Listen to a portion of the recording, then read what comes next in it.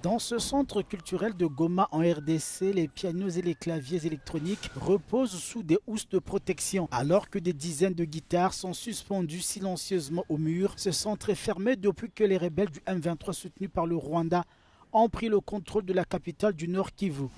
La crise sécuritaire a plombé toute la scène artistique de la ville. Nous avons peur de voir la culture disparaître si la situation ne s'améliore pas.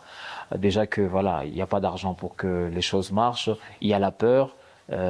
Avant à Goma, chaque nuit dans chaque bar il y avait un concert. Aujourd'hui il n'y en a plus. Les artistes de Goma tentent de s'accrocher malgré tout. Pas facile cependant de tenir quand l'artère qui alimente l'estomac est coupée. On gagne notre vie aussi à partir de ces prestations. Il y a beaucoup d'artistes qui, eux, ne gagnent que la vie parce qu'ils sont sur scène.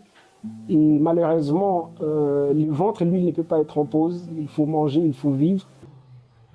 La culture fait donc les frais de la guerre qui sévit dans leur ville, alors même qu'elle peut jouer sa partition dans la quête de la paix.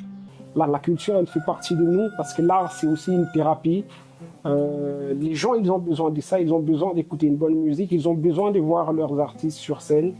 Et je pense quand même que la culture aussi, à un moment, elle contribue même à des grandes solutions dans la quête de la paix.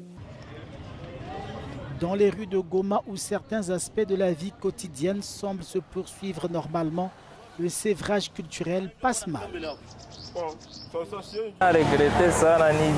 C'est une grande honte de voir cette situation perdurer. Nous ne trouvons plus le moyen d'assister au spectacle. Avant, nous pouvions aller au centre culturel et écouter de la musique. Et cela nous aidait à déstresser. Pour l'heure, les portes de cet univers culturel restent fermées.